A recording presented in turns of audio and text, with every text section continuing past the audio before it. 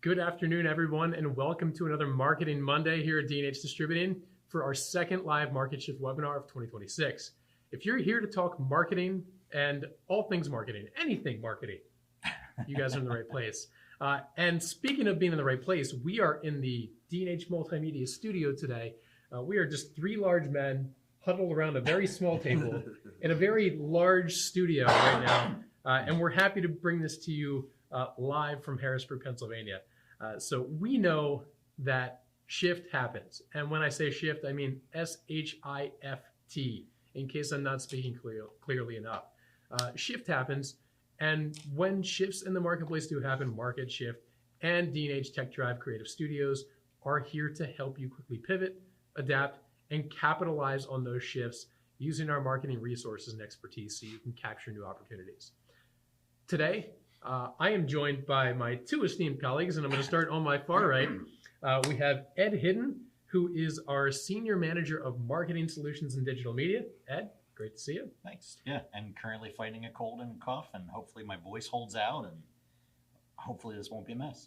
And 26 years of marketing experience in the channel here at D&H.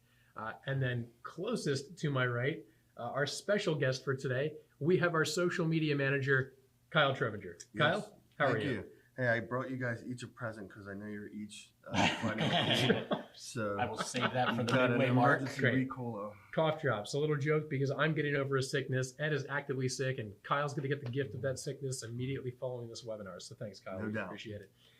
Kyle, we have 19 years of marketing experience with D&H. Just about, yep. So great. Couple weeks. And for those of you who don't know me, my name's David LeBon. I'm the Senior Manager of Marketing Communications, and I've been here 17 years as of this coming Thursday, I think. I hit 17 years. Nice. So collectively between us, we have 62 years of marketing experience, and we're really excited to impart some of the wisdom, knowledge, and experience and expertise that we have onto you today. So again, we're excited to be here. And one quick fun thing before we start. We were informed by our producer today, who's sitting behind the table, actively scheming and laughing at us. He told us that one of the chairs that we're sitting on today is missing a bolt. We're not sure which one. There's a good chance that one of the chairs will go down during the broadcast. So if you'd like to place a bet on whose chair is going to break and who's going to hit the floor, go ahead and drop us a note in the chat. And speaking of the chat and today's agenda, Ed, I'm going to pass it off to you so you can go through what we're covering today. Cool. Thanks, Dave. Yeah, so from our agenda today, we are going to start off by showing off some of the new kits in the Market Shift web portal. And then our web topic today is going to be social media audits and marketing yourself via social media. So if you have any questions about that topic, go ahead and drop them in the Q&A widget, and we'll try to answer them as we're going through the presentation. And if we don't get to them, or if this is in the on-demand period, we'll be able to respond to those questions later. And actually, questions after the broadcast, you can email those to marketshift@dnh.com. And there's no such thing as a bad question. So if you have a question, odds are someone else has the same one that you do as well. And be sure to use those reactions at the bottom of the screen during the presentation. So that way you can kind of let us know how we're doing, and we're not speaking to a vacuum or just ourselves here. And we'll be using those to gauge interest throughout. So I'm going to quickly go to a screen share and start with the web portal updates that we have. So to get there, we go to dnh.com, go to the Market Shift section, and go to the custom marketing resources. And there you see a lot of the new toolkits. Everything new is up at the top. So we got like the Enterprise 5G, Private LTE. There's a new updated line card. There's Lenovo Copilot refresh. There's the HP AI PC family. Try saying that a couple lot of times. acronyms. Yeah. The hybrid workforce empowered with modern workplace solutions. Then there's easy customized letterhead business card. If you don't have that sort of a thing already, you can go ahead and pull those from there as well. AI sales toolkit, Fortinet security. Lots and lots and lots of resources for you guys to take a look at. And it's as simple as finding the one you're interested in, clicking on it, seeing what the kit includes, and then if you're logged into the website, then you can go ahead and download it to your computer, unpack it, and use however you want. So going back to the agenda, Yes. So then we also have a reminder. Let's go ahead and watch last quarter's webinars. Those are all available on that training and resources page on Market Shift. And today marks our actual 10th webinar that we've had for Market Shift. We've covered topics like email marketing best practices. We did an Ask Me Anything, using data to guide marketing and sales strategies, using AI in marketing, social media marketing. You were with us for that one. Scrappy marketing and knowing your audience. So before we get into today's topic, if you have any suggestions, go ahead and reach out to marketshift@dnh.com and let us know. And we'd love to hear what you're interested in hearing, how we can support your business, and what we can add to Market Shift resources. Great. Thanks, Ed.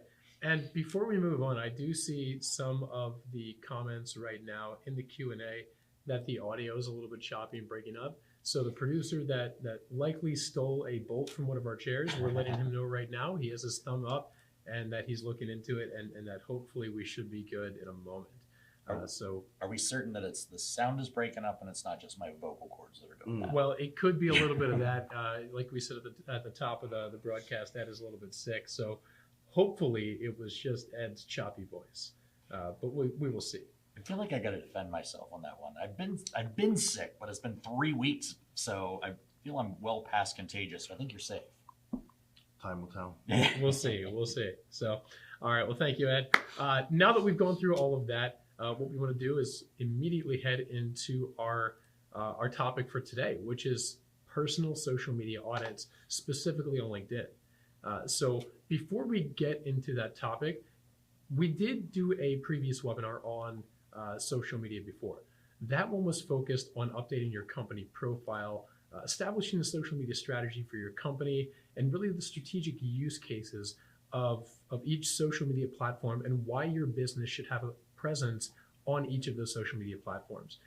In that webinar, Kyle was also our guest speaker. He talked about some of the best practices for you and your business, such as post content, when to schedule, how to respond to the negative comments or the positive comments that you might get on social media. And he also gave a bunch of tips and tools for making social media marketing super easy.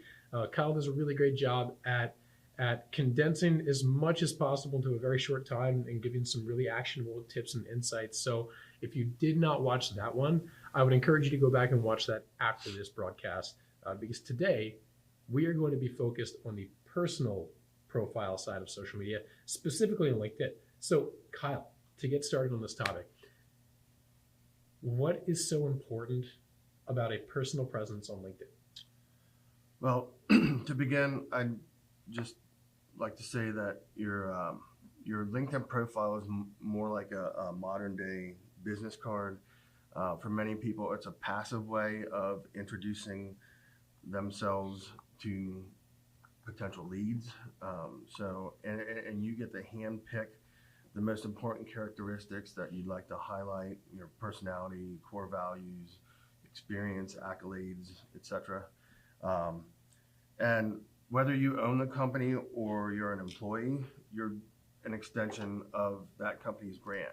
So like we talked about in the last webinar that you had mentioned, certainly if you're a business owner, your personal profile and the company page or company profile, they're going to be a little bit more intertwined. But I would just strongly encourage everyone to update your profile, because an updated profile, it's going to show pride of ownership, and the pride that you take in your work. So if someone's kind of investigating and looking up, whether they want to hire you to help with their business, and they see a neglected profile, it might lead them to question, well, if they don't have that level of pride, why would I trust my business and put my business in their hands?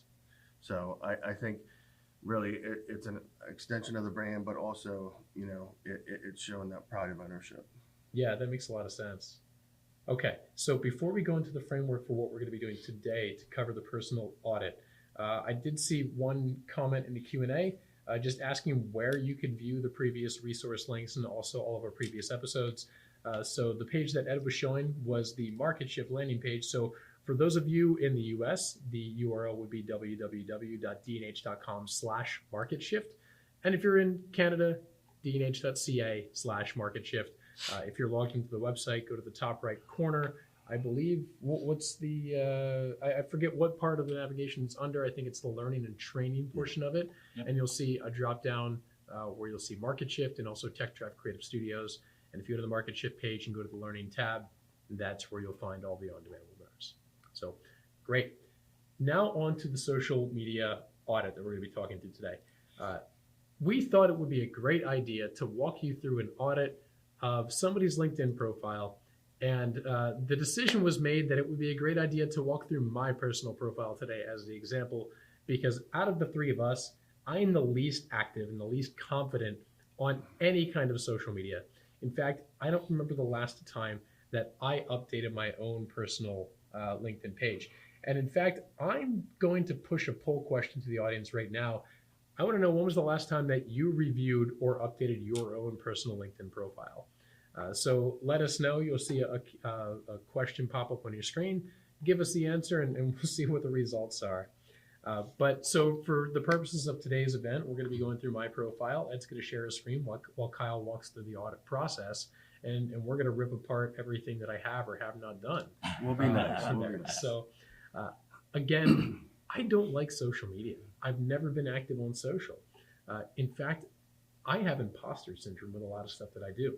So I'm really eager to learn a lot about the social audit process and maybe how I can better put myself out there for myself professionally and also for D&H as a company.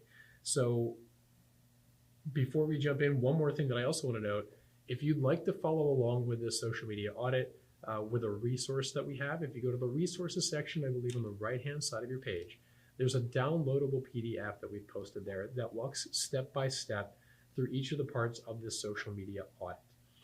So you can find that within the webinar environment under the resources tab, download it and follow along from there. Without further ado, Kyle, I think I'm passing this off to you, sir.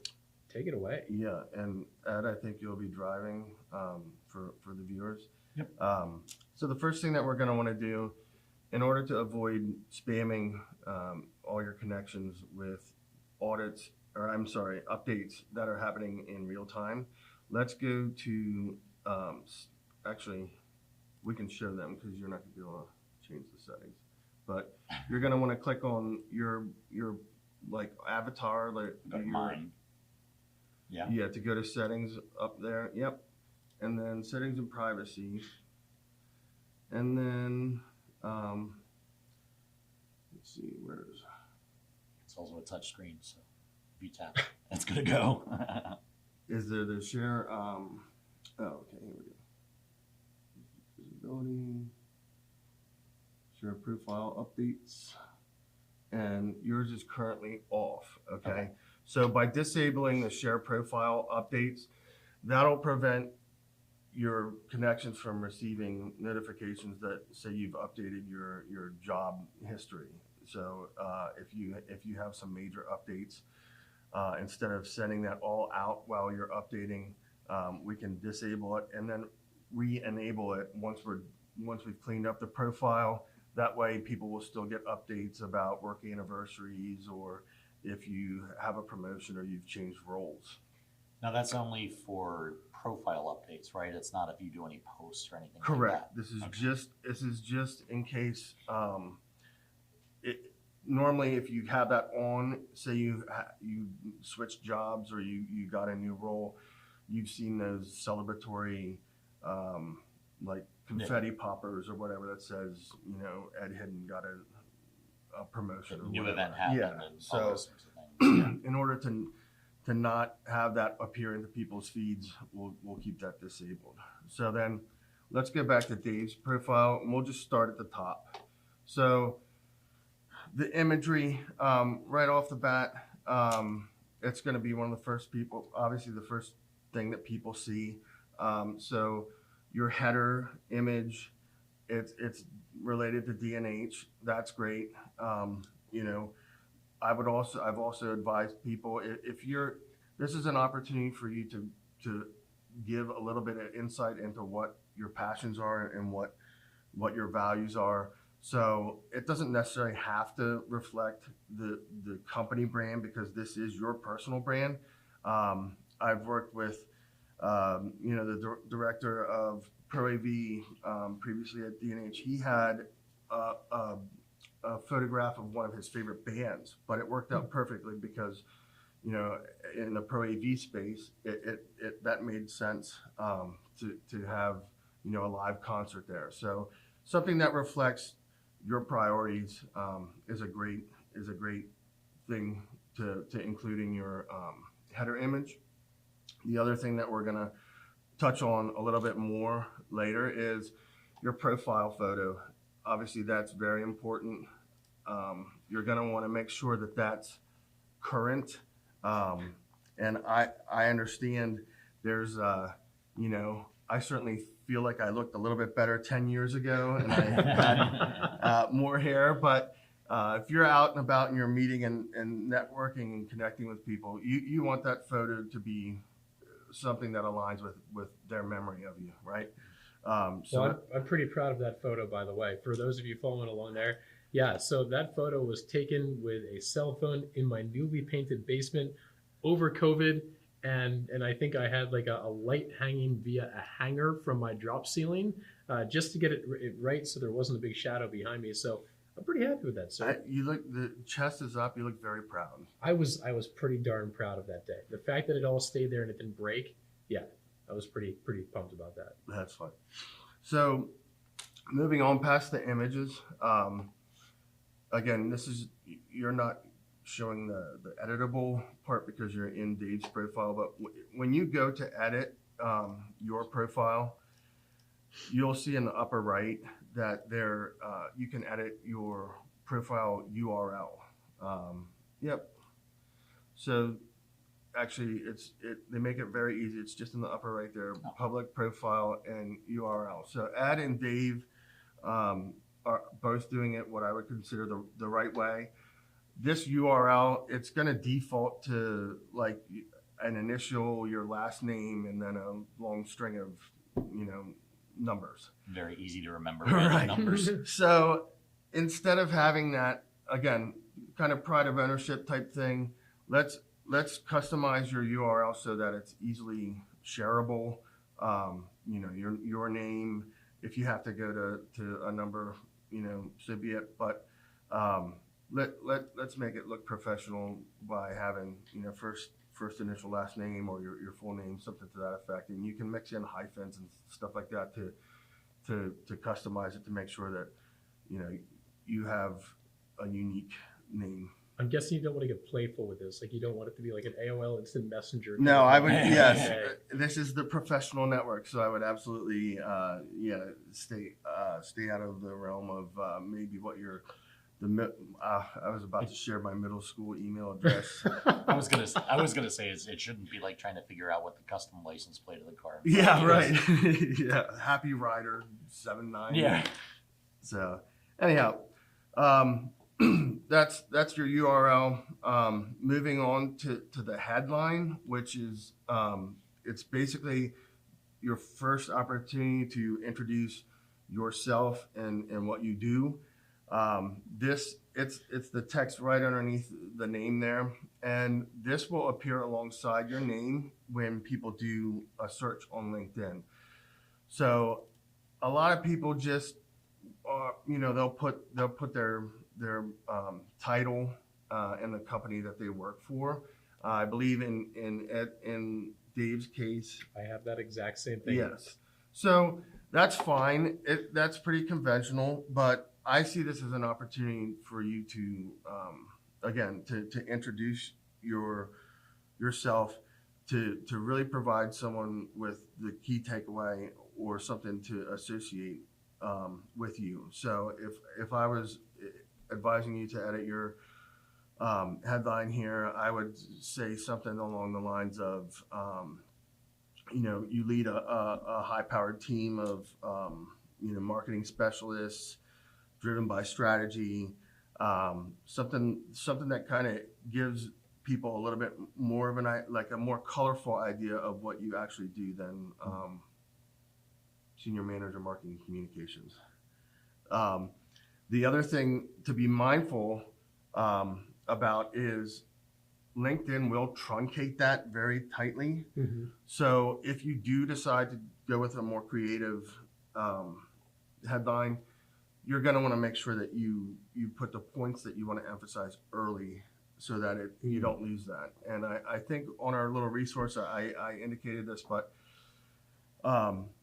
it's usually around 35 to 40 characters on mobile. On desktop, it's about 75 characters. So just lead with what's most important. And another quick thing to consider about this kind of operates a little bit like SEO when someone's searching on LinkedIn. So if not that there's a whole lot of Kyle Trobingers, but if they were looking for Kyle Trobinger and they typed in D&H or something to the effect of social media, that can help people who are searching for you to find you. Okay. And is it better to be more specific in the headline area, or do you want to be like broader? So would it be better for me to say something specifically about what I'm doing in my role today, or would it be better just to add like a bunch of one-liners like strategist, problem solver, creative? I see both, and I think both are fine. Yeah, it's essentially bullet points. A lot of people will separate it with the vertical bar. That approach kind of allows you to, highlight some of your accolades. Maybe you're, like you've been on a up-and-comer list, or like a Women of the Channel, honoree. Those kinds of things. You can kind of highlight some of your awards or accolades right there, and that allows you to display that pretty naturally. And again, if that's what's most important to you, and that's the key takeaway that you want, that you're a CRM channel chief, something like that, or maybe your company's in the top CRM top 500 MSPs. Like, that's great to highlight early on, because again, that's going to be when someone searches for you, they're going to see that immediately in the search results. Okay, cool. Moving on. Another option here when you are editing your profile, you can add a custom button, and this is a relatively new feature. It's not fully customizable. It's add a section. Yeah, you can.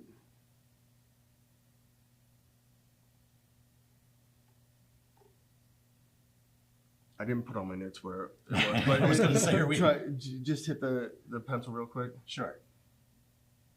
You got basic info, additional names, pronouns, headlines, current position, add your education. Well, you know what?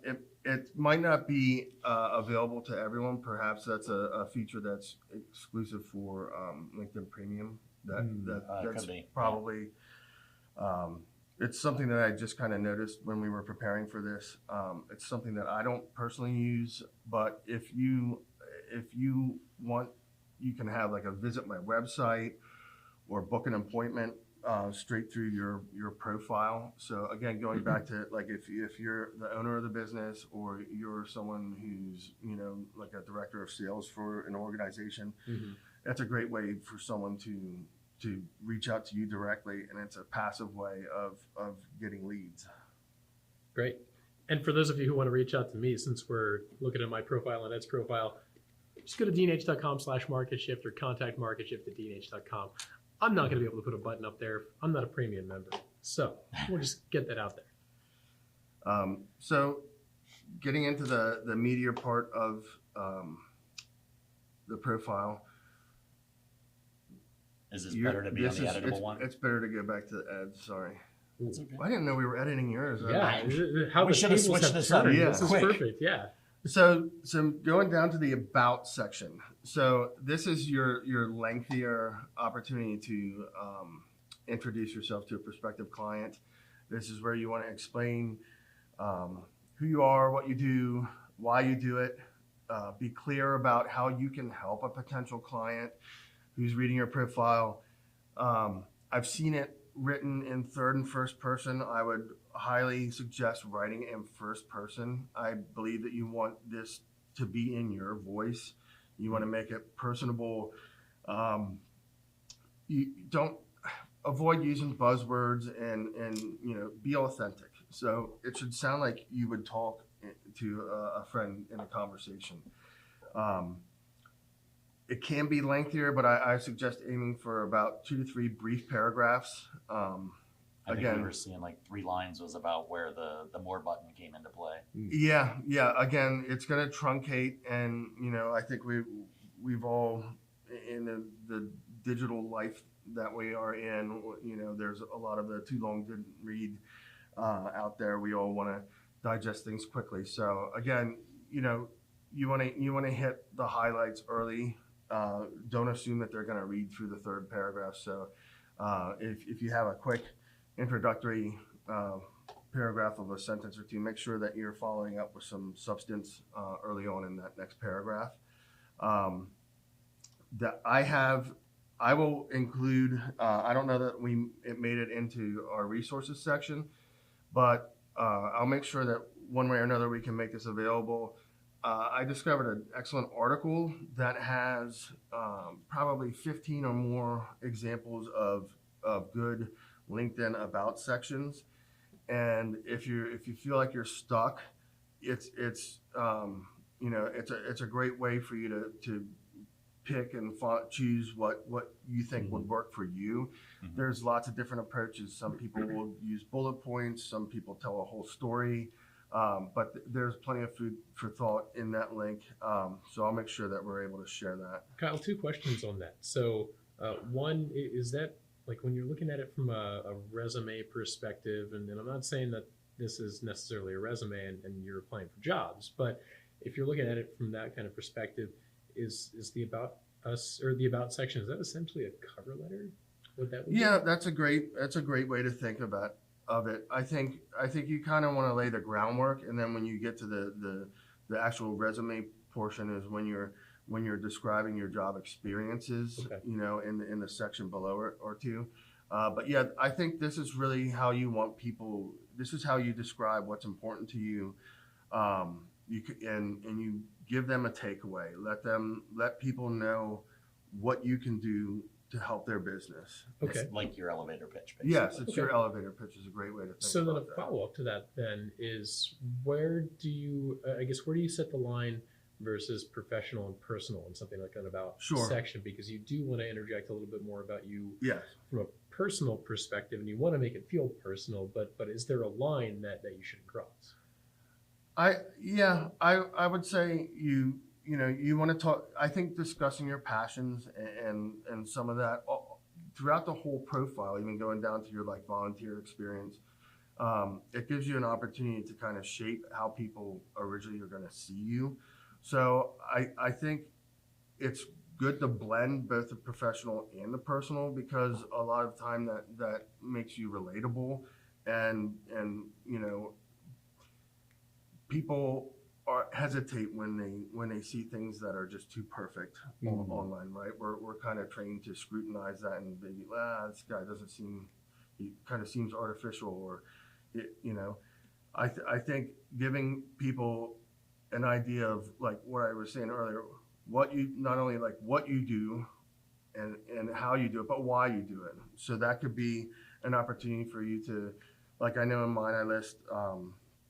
Mine has like a little theme about sports, and I'm a big youth sports coach. I've coached my kids for 10 or almost 10 years now in various youth sports. So I kind of themed my about section and related to sports, and I introduced, I didn't name them, but I discussed. I have a wife and kids. It kind of just helps shape the story of who you are and what's important to you. Yeah. I've done that with a lot of mine. It's like mine is not very focused on D&H marketing and what I've Right. done. A lot of my LinkedIn explores like a lot of my creative hobbies and like areas that I wanted to, that I felt were cool and interesting to share. And then occasionally I'll share out posts of mine that, or reshare or share thoughts about, stuff that's related to marketing stuff here at the company. Yeah. As a way to kind of round that out. But yeah, it's kind of like how you want to present yourself with it. Kyle, before we move on, we do have a question from Rodney in the chat, and I think this goes back to our previous webinar, but I'm going to ask it so you can clarify for the audience today. And Rodney asked, if you have a business, isn't it better to set up a business profile on LinkedIn versus the personal presence? Yeah, you definitely want to have a business page, and I see sometimes on both LinkedIn and Facebook, people will set up like a company page as an actual individual. I strongly advise against that because a company page is going to open up a lot of analytics and other things that are relevant to managing a company page, even scheduling posts and things like that. You're going to limit yourself if you make your company page a personal or an individual page. And I would strongly suggest you have both and keep them, both updated. Again, going back to like, a smaller shop where it's the owner, maybe some other, technical engineers and things like that. But if you have a smaller business, you as the business owner and operator are going to be very interwoven with that business page. But by having two different pages, that's going to allow you to appear in more searches, both your company and you. So have an updated business page that discusses everything that your company does, and then have that individual, the personal profile that gives people a little bit more insight into you as an individual, and start to build that trust and kind of indicate those core values of yours or what's going to kind of translate over into your business. And I believe that when you have the company page too, then as the individual, you can say that you work at Correct. the company and then they kind of connect together. Correct. Well, and I don't know if you were going to go into this topic or not, but if you're in a bigger company and things like that, you should also make sure to take note of social media policies that Yes.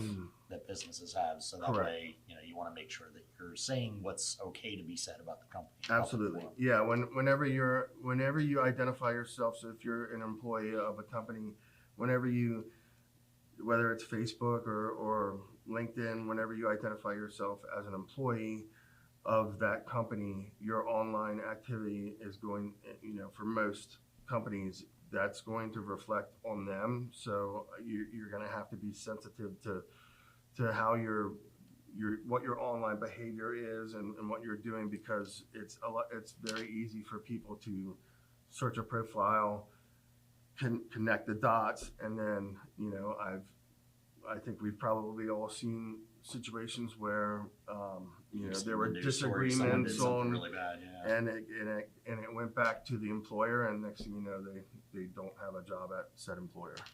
Okay. And it's probably best to not chat GPT to find that information out, because the policy varies company to company, to find out what your company actually has to say. All right. Yep. Well, what's next, Kyle? So this is another newer feature, I believe, is a services. And again, I'm not entirely sure if that's just for premium or not, but when I saw this, I thought that was pretty exciting for an IT solution provider, because if you think of people Googling, IT pro in my area, this kind of works just like that. And yeah, I did make a note here. There are additional features behind the paywall. If you have the LinkedIn premium membership, that would unlock a custom button for get more service requests.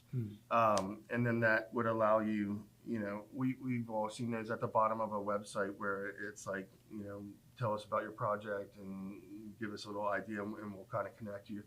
Similar idea to that. So if you are a LinkedIn premium member, you can create that and receive RFPs and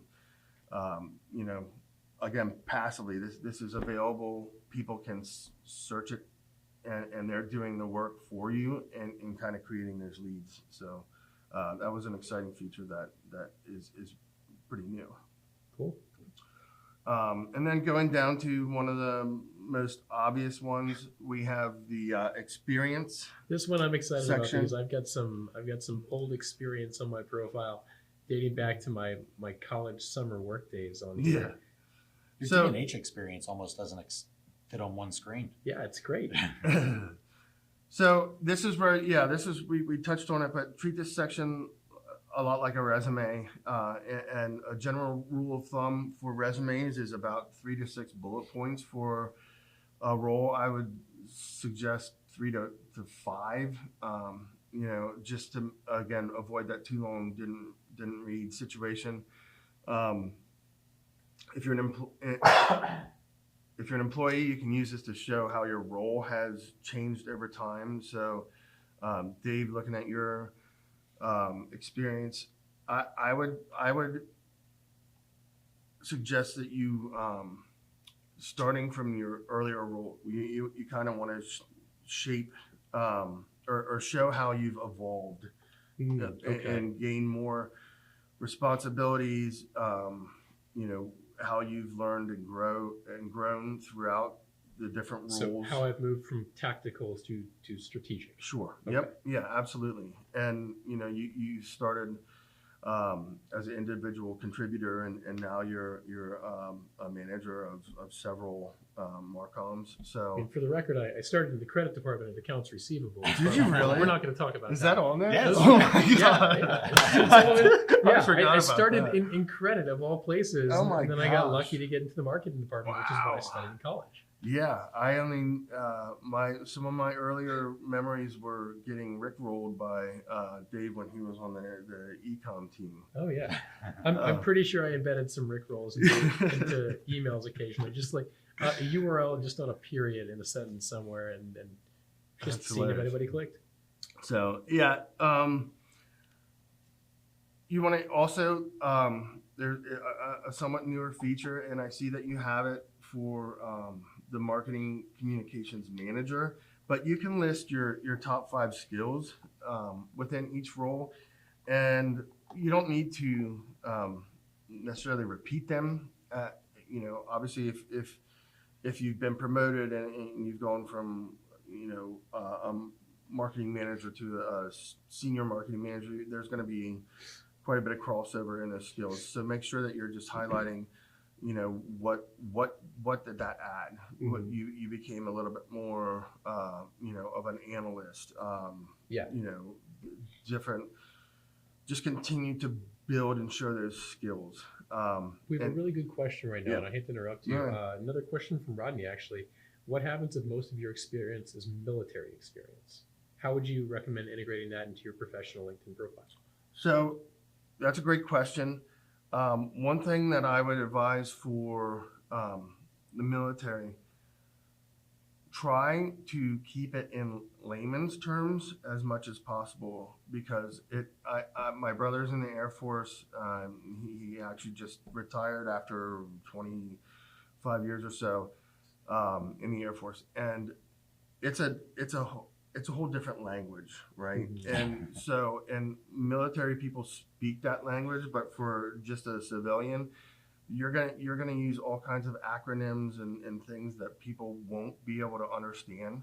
So just try to translate your responsibilities into things that people can understand. So you can keep it broad, like project management, or life cycle management, or procurement, instead of getting into some of the real more specialized militarized terms. Mm-hmm. But obviously throughout the course of your military career, you were responsible for handling a lot of important tasks. You've been working with many different teams cross departmentally.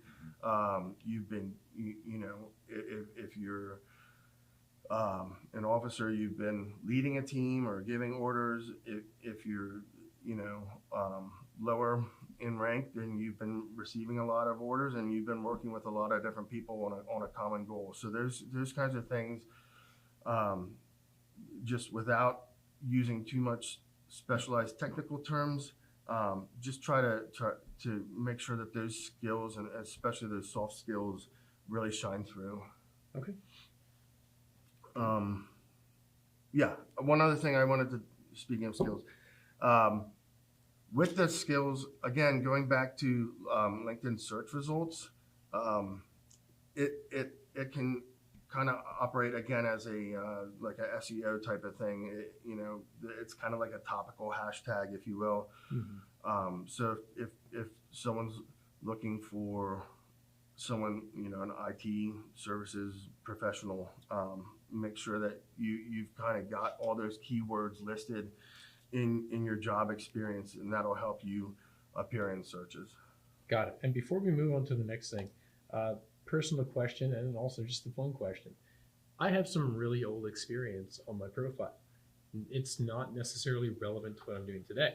So I was a former wedding DJ. I have that on my profile. I was a PR for a now deceased brewing company in Williamsport, Pennsylvania.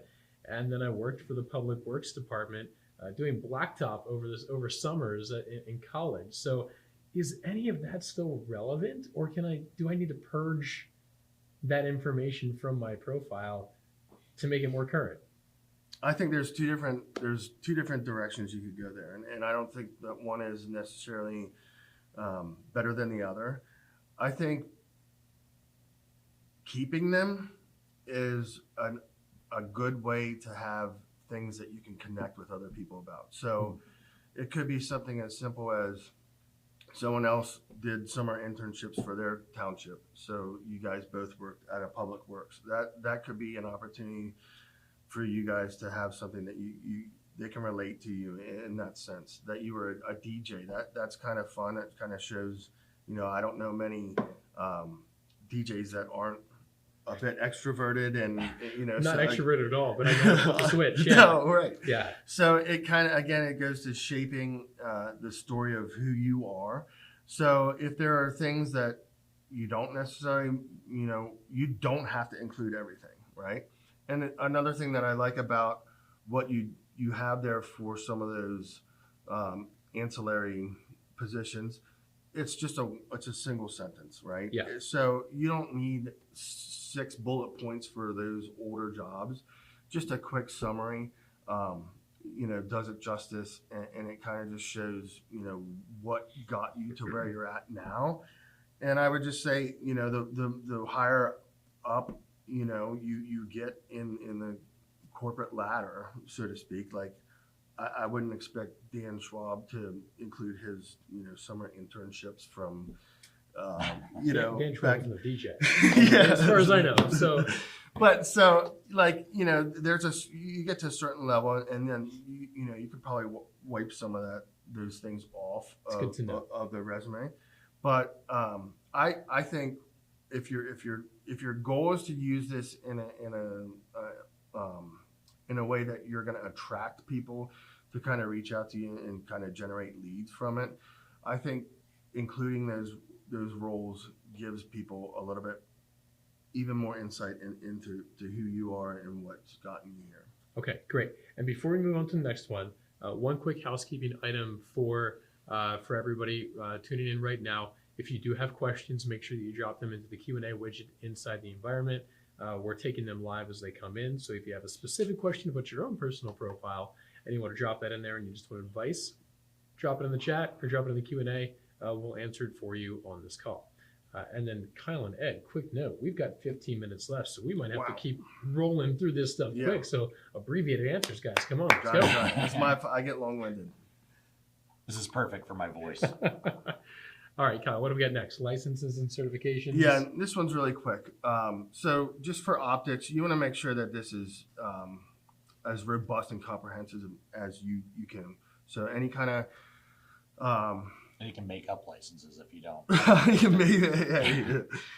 There's always a digital paper trail, right? Yeah. But, your honors and awards, your licenses and certs, make sure you've got them all out there, even if people don't really know what they mean or what they are, and they just kind of skim over it. It's gonna make you look better. And I say this a lot, but the better you look, the better your company looks. So even as an employee, you're benefiting. You're ultimately benefiting the company because they see that this company has hired someone who is highly certified, highly trained, that has received, awards and accolades, things like that. So make sure that that's full to the best of your ability. And then the final section, I would say, the volunteerism. Again, this goes to show people what your priorities are, what your passions are. Take a moment, think back to all the things that you invest your time and your efforts in, and make sure that it's not bragging, but it goes to show people what's important to you outside of the 9 to 5. Okay, cool. Great. Well, Kyle, that was very in depth, and just hearing you talk through it and looking at my profile on my screen while you're talking through it, I'm like having a mini panic attack. Like, oh my God, I haven't updated this in such a long time. In fact, looking at the results from everybody else today, over 75% have not updated their profile in more than a year. So it sounds like a bunch of us have a good bit of work to do as far as updating our profiles goes, but that's okay. There's no time limit to this. Yeah.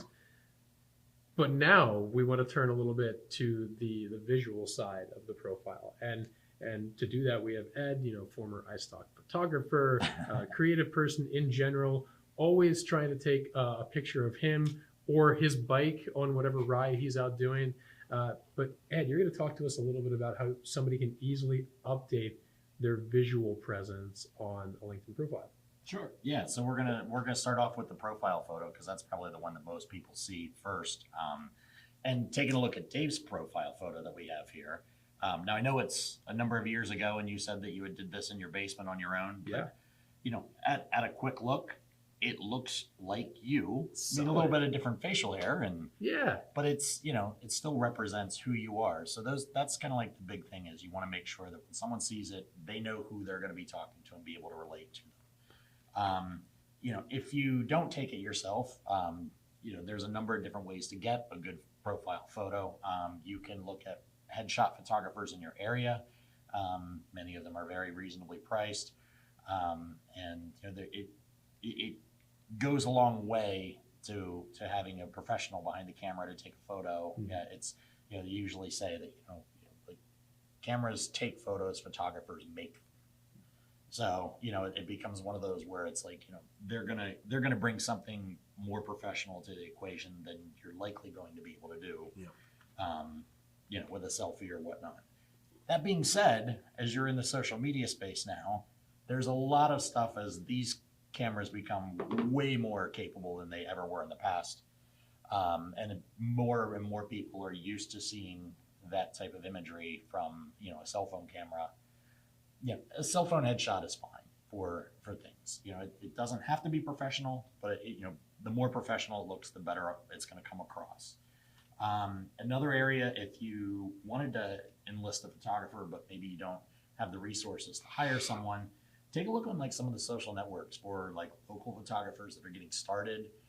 There's a number of people will do what they call a TFP scenario, which is time for prints. So the photographer the model donates their time, the photographer donates handing over the prints for digital or image side of things. So that way someone gets something out of the equation, the photographer learns, as someone that's on a little bit more of a budget can go ahead and, get support with that. Now, if you're going to do it yourself, there's a lot of things that you want to consider with a lot of things that we're going to condense in time because we have 10 minutes left. Absolutely. So. We're gonna fly through this. So this isn't going to be one thing I do want to touch on as we're in the LinkedIn interface is take note as you're looking at this, because your profile photo on LinkedIn is circular.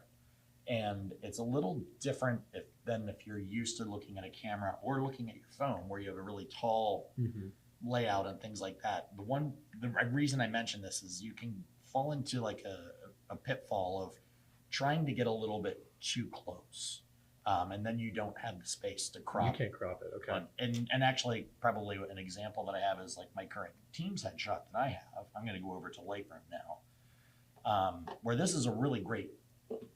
It's a great headshot. It's it's done in our studio here. It looks really good. The only problem I have with using this on LinkedIn is it's a little bit too tight. Yeah. Because my circle. If you go to a square, actually I can show it here. If you go to.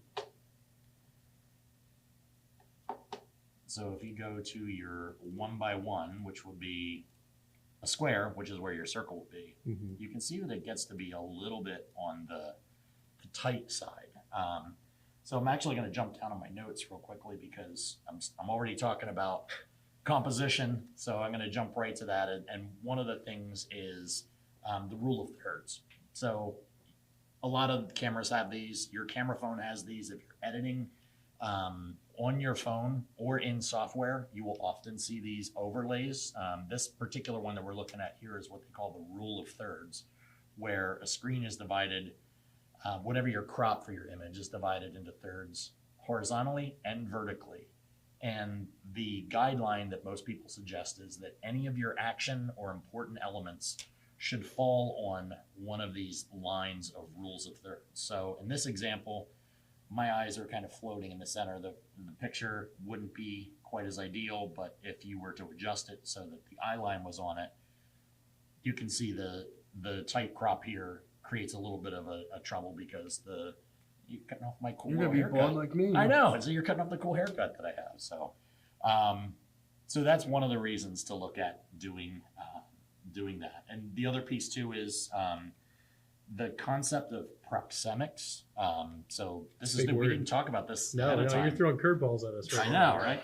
So I had seen this on a webinar, on a reel that somebody on social media, oddly enough, where they were talking about the concept of when you're in a Zoom call, what your framing says to the person that's watching. And it also applies to this. So it becomes your public space is the 12 feet plus. It's you see something across the room. It's someone that's on stage. Your social space is like that 4 to 12 feet. It's where you mostly see like your acquaintances, colleagues, formal business relationships. You normally keep that kind of a social space. When you get to the personal space, that gets to, we're bordering on personal and intimate space here on this one Pretty today. tight. But, you get 1 to 4 feet. That's like comfortable arm's length. That's like your everyday conversation. But if you were even tighter on the crop than what we're looking at here, that'd be your intimate space. And you'll see this a lot of times on Zoom calls where, like someone will be leaning forward and their face will be taking up a lot of the frame. And you want to be careful of that because that puts the person who's viewing that in an uncomfortable position because they're in a space that doesn't belong to that relationship. So that's one thing to think about when you're talking about your cropping is what is this going to look like? As I back up quickly here. The biggest thing with a profile photo is a simple background. Photo backgrounds are awesome. Paper's really, really great. Single color wall is good. And if you don't have any of those options available and you have the option of I say real camera, but a camera that's capable of controlling depth of field, you can take a photo pretty much anywhere. You could take it in the studio that we're looking at here. And if you get that background to be a little bit blurry, and that can actually provide some good interest, as we're looking at those sorts of things. The biggest important part about that, whether you're using a solid color, a wall, or a depth of field background, is the biggest thing is the person needs to be definable. They shouldn't blend into the background. So as I look at some of my examples here that I had saved for this, I had came up with a bad example of a gray background with a gray shirt. It just kind of blends into that background. This is where extra lighting becomes really important. It looks like a floating head. Yeah, the floating. You get the floating head effect. Depending what your skin tone's like, it can even be more pronounced than that. So that's one thing to watch. Is you want to be You want to keep that as simple as possible. You want to avoid bad lighting, and bad lighting has a lot of different caveats to it. So I have a little gallery here of some things that I was suggesting as bad lighting, like blown out, flash photos do not look good. Even when you think of like a bright sunny day, a lot of people go, oh, it's a beautiful day out, I want to go take a photo. That can often be the worst time to go take a photo because you're getting very, they call them specular highlights. It's because your light source is like a pinpoint in the sky. Usually your better type of lighting is softer lighting. So like in the studio, we have big soft boxes here. And the rule on that is the larger the light source in relativity to what you're trying to light will make the light softer. You'll have more of a fall off in shadows. A classic example of it is the sun. Like it is the largest light source that we know that we can see, but it's 93 million miles away from us. And it's this little dot in the sky. But even though it's the biggest softbox ever, we're just so far away from it that you get these little harsh shadows on everything. And I see, and kudos to you, you have lost weight.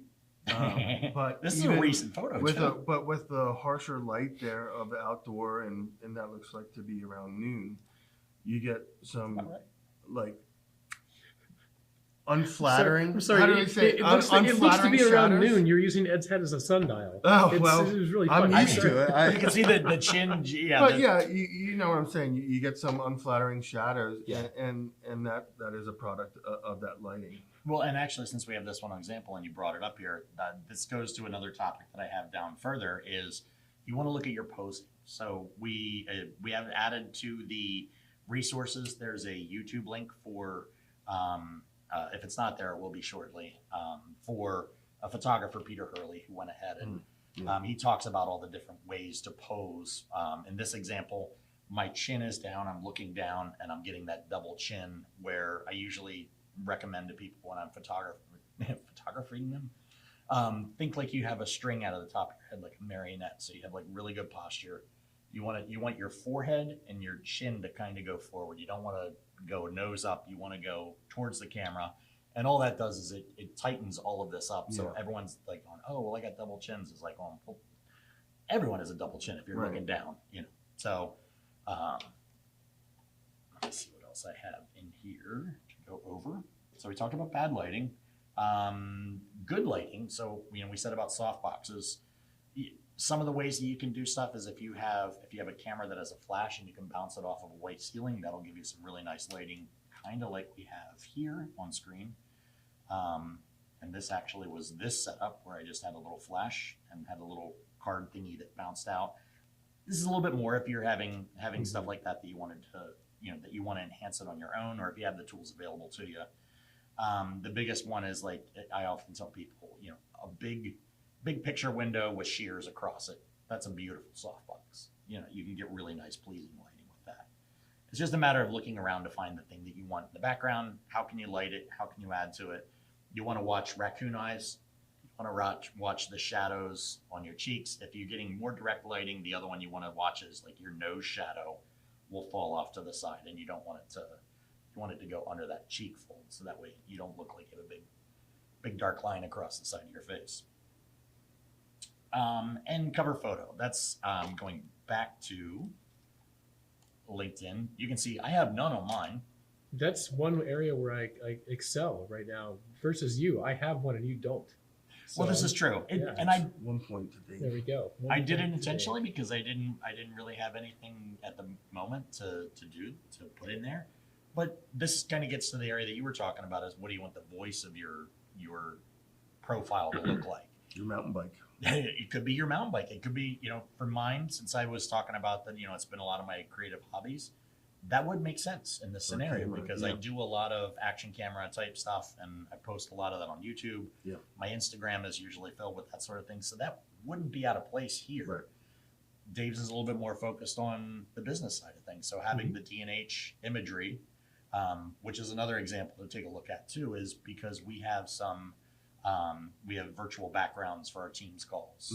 So there might be some things that the company can provide that's business related or have available as resources that you can utilize to go ahead and put in there. One caution I would give is don't Google for something that you think is cool, save it and post it, because a lot of stuff in Google Images does have copyright and restrictions. And if you're using this to promote, a business or services, it does open you to a position of potential liability and fines if something is unlicensed and you're not allowed to use it. So that's just something to watch out for. If you're borrowing imaging from a company, make sure that they're granting the permission for you to go ahead and utilize it. It's always best to kind of shoot it yourself. So Yeah. Okay. I know we're on a timetable, so We're I at can 3 o'clock. I can skip. I'm good at this point, I think, unless Great. there's a question. No. Rodney's been roasting you in the background here, I think. So saying, just commenting on some of your photos. The one made you look untrustworthy. The one says flowers, bench warmer, and then also weight room background ? So a couple of options for your cover photo there. So guys, thanks for sticking around for the hour here. I'm going to quickly wrap things up. Before we do, we didn't get into the personal posting content of it, but we do have our top five do's and don'ts of personal post content. And Kyle, I'm going to bypass you and just quickly go through at a very high level what those are. So whether you're active posting on LinkedIn or you're looking to get active, here are the top 5 do's and don'ts for your personal post content. So 1, share your company's content. If you're nervous about what to post, what to write, go to your company page, especially if you're not the one managing your company page. Go to the company page and share that content. So I can go and just share whatever Kyle is posting on the D&H page as the social media manager.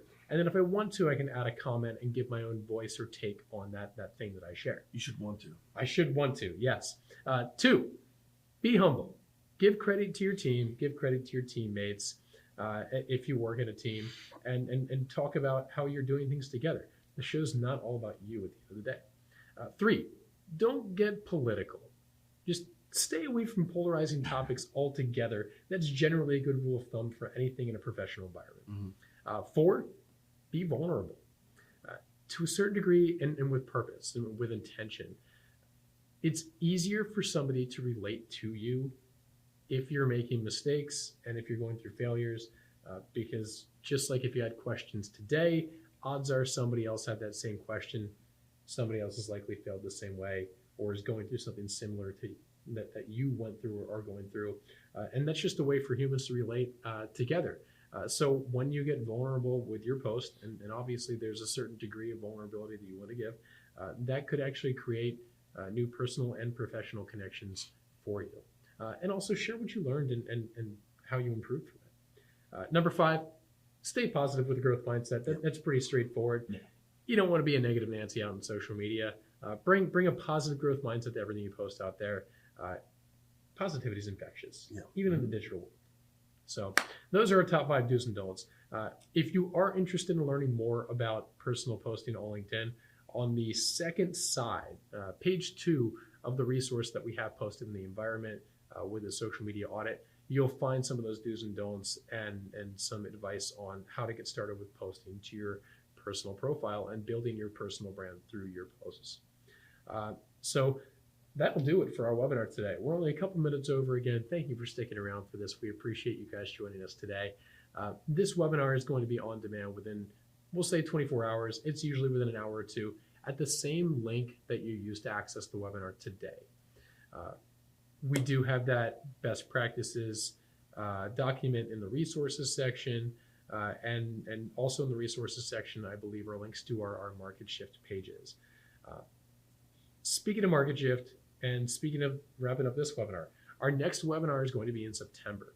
We don't have a topic for it yet. So if you would like to let us know what that topic should be, we are dropping a poll question out right now. You can respond to it. We're also open to any of your ideas. So if you have an idea for a future topic, drop it in the Q&A section.